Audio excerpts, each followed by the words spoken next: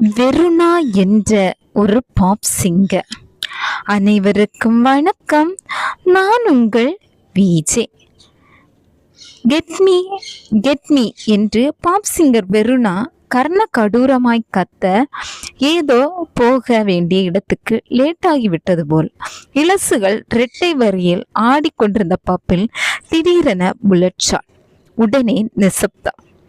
ஆடிக்கொண்டிருந்த எல்லாரும் ஸ்டார்ச் ஆனார்கள்.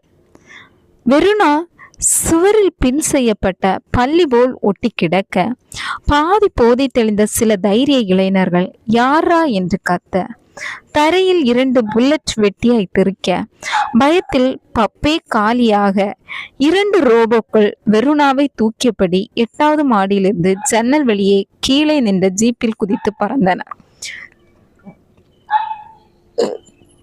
2 நிமிட இடைவெளியில் எல்லாம் முடிய இதை நேரலையாக மானிட்டரில் பார்த்து கொண்டிருந்த சிமி சக்சஸ் என்று விரல் சொடுக்க திகில் படம் பார்ப்பது போல் வாய்ப்பிழந்து பார்த்தான் விண்ணாணி கவி. முடிஞ்சது என்று சிமி கண் சிமிட்ட பாதி பயத்தில் மூக்கின் கீழ் வியர்க்க கங்க்ராட்ஸ் என்றான் கவி. உன் பாராட்டு தேவையில்லை, இனிமே பெண்ணை பார்த்தா ஜொல் விடாதே என்று கடிக்க, என்னம்மா நடிச்சு எப்படியெல்லாம் பேசி மைக்கி என்னை ஏமாத்திட்டா. வீக்னஸ், உன் 8 வருட உழைப்பு எவாப்ரேட் ஆகியிருக்கும். ஆமாம், அவ விலை போனது உண்மைதானா? மச்சினி, வெறுனா பாடியா வருவா, அவளையே கேள். எழன குட்டு. செத்துட்டாளா? செத்துட்ருப்பா, அவளை பிழைக்க வைக்கணும். லேபில் temporary operation theatre ready. Doctor Vim ரெடியா இருக்கா.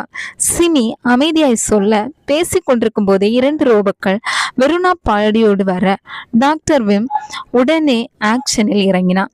வெருணா பாடியிலிருந்து புல்லட் எடுக்கப்பட்டு உயிர் மிச்சம் இருந்தது. வெரி குட் டாக்டர் என்று பேமெண்டை செட்டில் செய்து அனுப்பி வெருணா பிழைச்சிட்டா என்றாள் சிமி. அவ சாகனம், என்னை ஏமாத்தினதுக்கு கோபமாய் கத்தினான் கவி. அவ செத்தா முழு உண்மையும் கிடைக்காது என்று கவியை உற்று பார்க்க ஓகே என்ற கவி ஜன்னல் வழியே வெறித்து பார்த்தான். குட் நைட், காலையில் பார்ப்போம் என்று சிமி விடை தர கவி ஏமாத்திட்டா என்று புலம்பியபடி கிளம்பினான். காலையில் சிமி ஆபீஸுக்கு வந்தபோது வெருணா பாடி அங்கே இல்லை. பெட்டோடு காணாமல் போயிருந்தாள். சிசிடி கேமராவை ஆன் பண்ணி பார்த்ததில் சர்ப்ரைஸ். அதே 2 ரோபோக்கள் வெருணாவை அழகாய் பேக் செய்து மினிமைஸ் செய்து அழகாய் மொட்டை மாடியில் நின்ற மினி பிளேட்டில் ஏற்றி எங்கே போனார்கள் தெரியவில்லை. துரோகம். ரோபோக்களுக்கு அதன் அர்த்தமே தெரியாது. பின் எப்படி தெரியாமல் செய்கின்றன? மெஷின்கள் தானே, யாரோ இயக்க இயங்கி இருக்கின்றன. இவ்வளவு லேட்டஸ்ட் மாடலை மாறாக இயங்க வைக்க முடியுமா? முடிந்திருக்கிறது. யாரால்? எப்படி? புருவங்கள் ஒட்டும் வரை யோசித்தான். பட்டன ஒரு கேள்வி. முதலில் வெருணாவின் ரகசியம் தெரிந்தவர் யார்? ஒருவரும் இல்லை, நம் இருவரை தவிர. கவி சொல்ல, உளராதே. உன் 0 டீஸில் மெடிக்கல் ஃபார்முலாவை வெருணா யாருக்காக கடத்தினான்? யாருக்காகவோன்னு தெரியாது. அவன் மட்டும் பல்லை கடித்தான். ஸ்டாப். அந்த அவன்தான் வெருணாவின் ரகசியம் தெரிந்தவன். Good logic. இந்த கடத்தலின் மூலம் ஒன்று மட்டும் தெரிகிறது. உன் 0 டீசிஸ் மெடிக்கல் ஃபார்முலா அவனுக்கு இன்னும் போய் சேரவில்லை. எப்படி சொல்றீங்க? புரியாது விழிக்க. ஃபார்முலா கிடைச்சிருந்தால் அவன் ஏன் வெருணாவை இங்கிருந்து கடத்த போறான்? ஸோ 0 டீசிஸ் மெடிக்கல் ஃபார்முலா அவனிடம்தான் இருக்கு. என்ன சொன்ன? ரிப்பீட். சிமி பறந்தான். 0 டீசிஸ் மெடிக்கல் ஃபார்முலா அவளிடம்தான் இருக்கிறது. கரெக்ட். அது காப்பர் பிளேட் தானே? எஸ், அது அவள் பாடியில் இருக்கு. கண்கள் பல் போட்டன. அப்படியா? ஆமாம், அது அவள் பாடியில் இருக்கிற ரகசியம். யாருக்கு தெரியும்? வெருணாவை தவிர யாருக்கும் தெரியாது. முட்டாள்.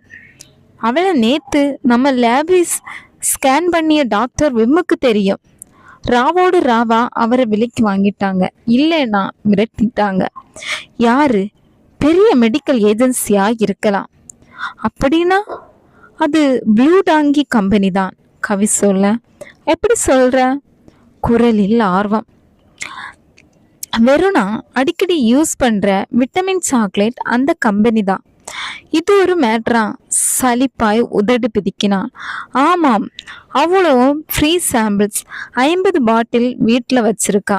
அதை தவிர கிரீன் சோப்னு பெட்டி பெட்டியா ப்ரீ சாம்பிள்ஸ். குட், இப்போ புரியுது. ரோபோவை நமக்கு எதிராக திருப்பின சாகசம் செய்தது அனாமிகா யூனிட்டா இருக்கலாம். எப்படி சொல்றீங்க? கவியின் நம்பாத குரல். நான் சொல்லல, கூகுள் சொல்லுது. Anamika unit robot designer sister unit of blue donkey என்று சொல்ல. அப்ப ஆக்ஷன் எடுங்க, பறந்தான் கவி.